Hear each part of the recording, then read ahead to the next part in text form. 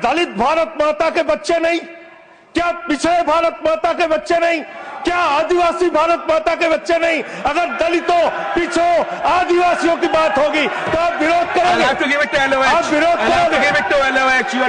करोगे?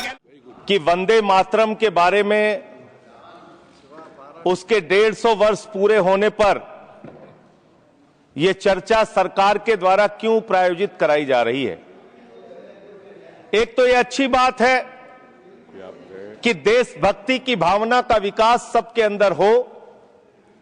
वंदे मातरम के महत्व को सारे देश के लोग समझें, नौजवान समझे, किसान समझे, मजदूर समझे, पढ़ा लिखा समझे, गैर पढ़ा लिखा समझे। यह अच्छी पहल है। लेकिन मैं साथ ही साथ यह भी सोच रहा था तो एक घटना मुझे याद आई मान्यवर। वो घटना थी उत्तर प्रदेश की।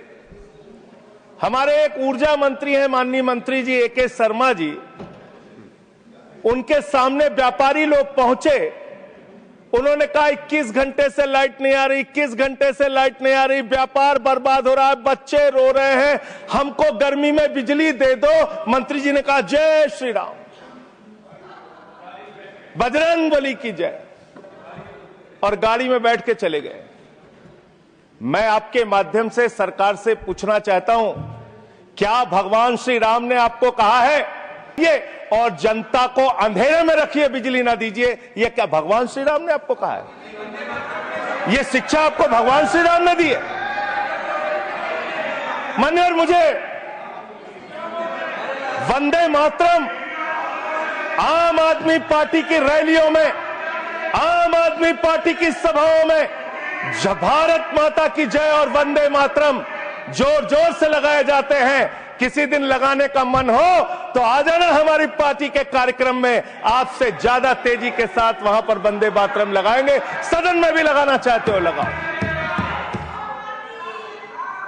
तो आप इन नारों के पीछे, ये नारे देशभक्ति के हैं, ये नारे देश की रक्षा के हैं, ये नारे देश को आजादी दिलाने के लिए हैं।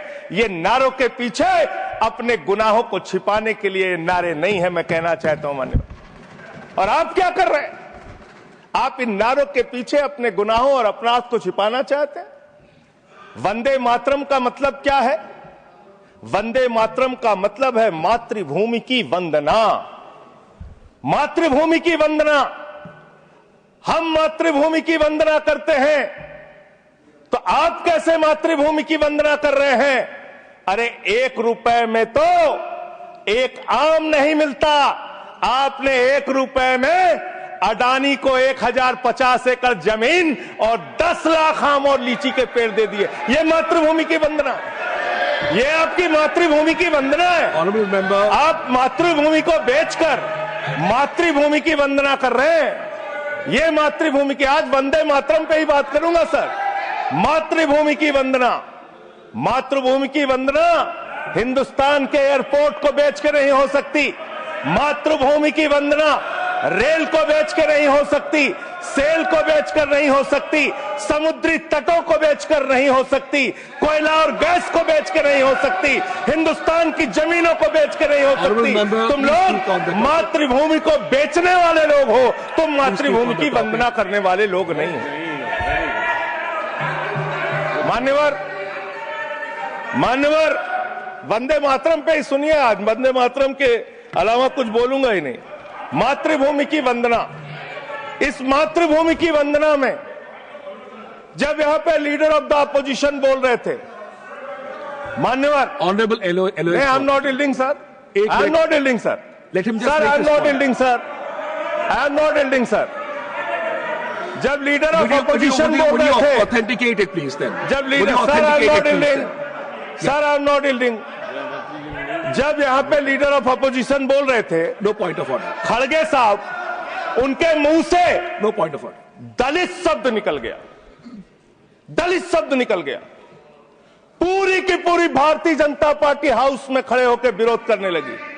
दलितों से इतना चिढ़ है आपको? क्या दलित भारत माता के बच्चे नहीं? क्या पिछड़े भारत माता के बच्चे नहीं? क्या आदिवासी भारत माता के बच्चे नहीं? अगर दलितों, पिछड़ों, आदिवासियों की बात होगी तो आप विरोध I'll करोगे। have to give it to LOH. आप विरोध I'll have to करोगे। give it to LOH. You are not on the topic. LOH. Just yield a minute. LOH. Sir दो बातें हैं। Please. LOH is on his legs. LOH is on his legs. Sir दो बातें हैं। एक तो हम चाहते हैं कि डिबेट, हेल्दी डिबेट हो, तर्कों के साथ हो। अभी इन्होंने आरोप लगा दिया कि दलितों पर बीजेपी वाले एकदम हल्ला करने लगे।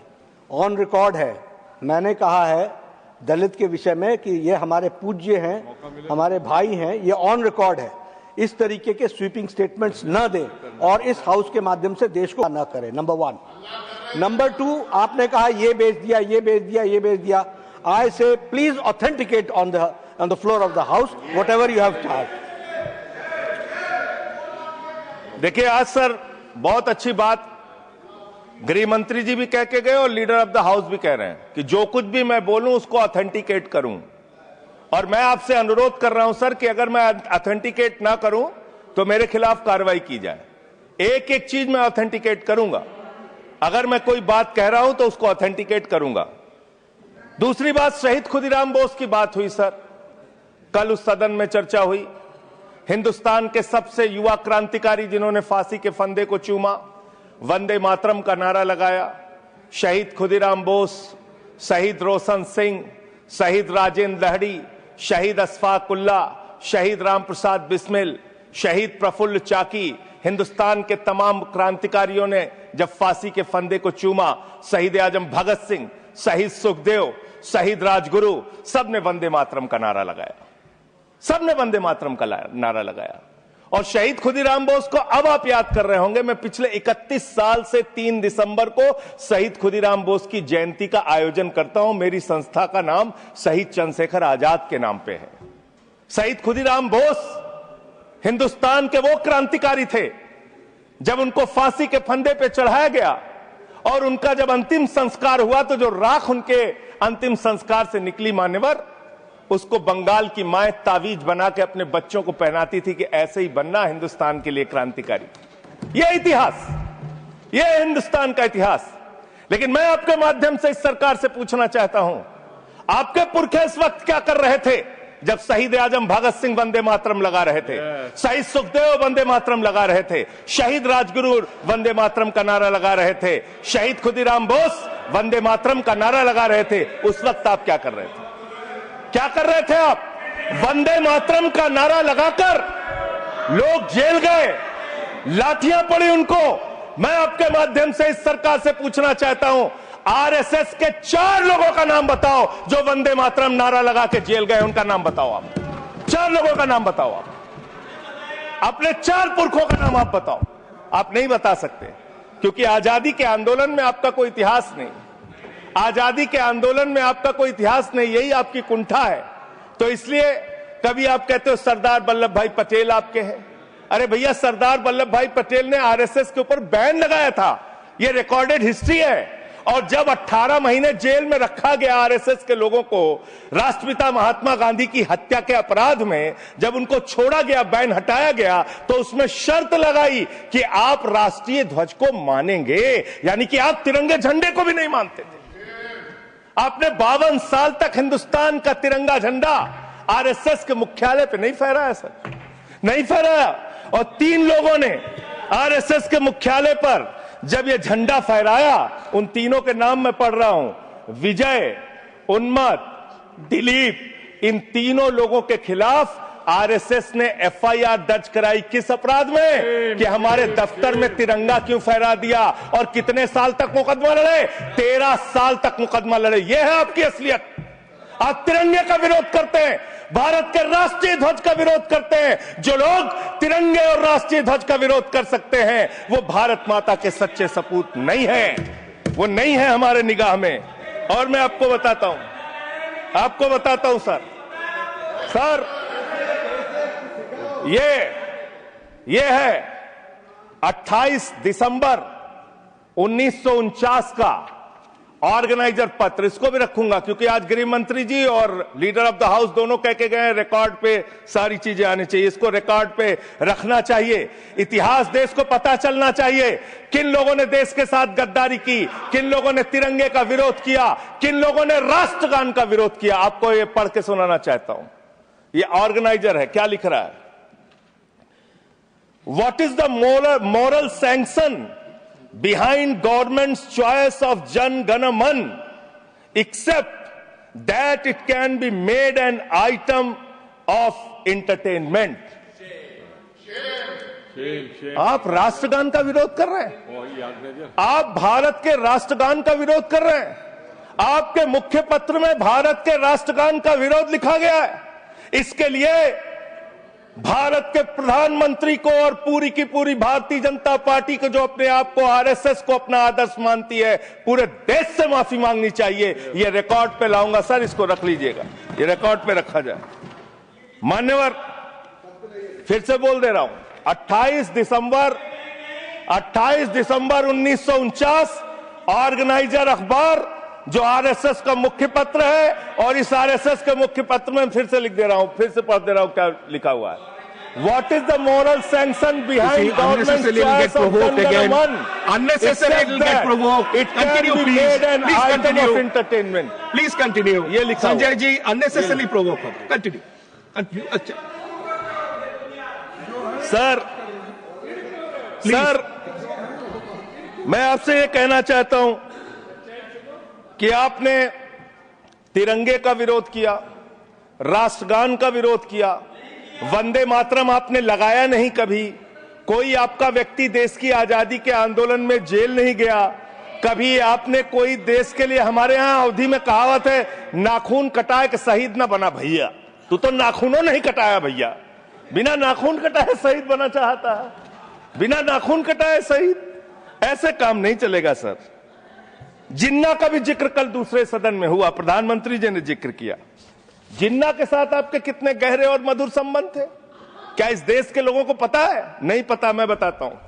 श्यामा प्रसाद मुखर्जी जी फजलुल हक की गवर्नमेंट में फाइनेंस मिनिस्टर थे, और फाइनेंस मिनिस्टर रहते हुए उन्होंने अंग्रेज गवर्नर को चिट्ठी लिखी थी। Shyama Prasad followed this and told Governor Herbert the administration of the Bengal province should be carried on in such a manner that in spite of the best efforts of the Congress, this Quit India movement will fail. ये चिट्ठी लिखी है। आपने भारत छोड़ो आंदोलन के खिलाफ आपके नेता, जनसंघ के पहले राष्ट्रीय अध्यक्ष और तत्कालीन गवर्नमेंट में जो वित्त मंत्री थे, उन्होंने चिट्ठी लिखी अंग्रेज गवर्नर को और कहा कि भारत छोड़ो आंदोलन, जो हिंदुस्तान के क्रांतिकारियों का आंदोलन था, जो देश की आजादी का आंदोलन था, वो आंदोलन कुचल देना चाहिए, खत्म कर देना चाहिए। ये है रिकॉर्डेड हिस्ट्री आपकी, ये आपको, आपके बारे में पूरे देश को पता रहना चाहिए। अब जिन्ना, हाँ, इसको भी सभा के पटल पर रखूंगा। जिन्ना और आपके रिश्ते क्या थे? कितने मधुर रिश्ते थे। एक राज्य में सरकार नहीं बनाई मान्यवर इन्होंने, नॉर्थ वेस्ट फ्रंटियर, सिंध प्रांत और फजलुल हक की गवर्नमेंट। फजलुल हक वो शख्स है जो पाकिस्तान बनने के बाद वहां की सरकार का गृह मंत्री बना। आपके रिश्ते उन लोगों के साथ थे, ये देश को पता होना चाहिए।